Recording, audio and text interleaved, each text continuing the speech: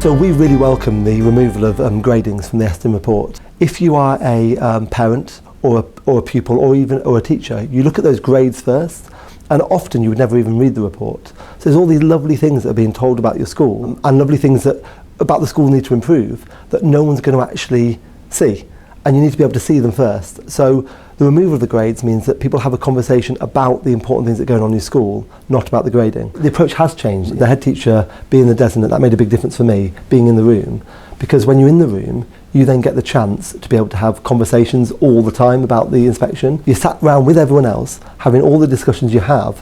That meant that anytime someone said, here's something we need to try and improve, I could hear the reason why they've said it. I could hear all the evidence they had for it, and then I could be listened to if I said, oh, maybe there's another way of looking at it. And that felt more like a team approach as opposed to, this is what we found and this is what we think of your school. The Estin inspection is a really positive opportunity to show off what you do and to get some feedback on how you can improve. You know, when you had a conversation with an Estin inspector, it was a conversation.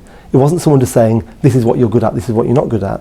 It very much was, you know, how did you find that lesson went? Let's have a discussion about it and let's see what we can do to try and improve. So for me, the Estin inspection, you're going to be really nervous about. There's no two ways about it, because 10 days before, you're going to find out from your school that you're going to be inspected and you don't know what's coming. So of course, you're going to feel nerves.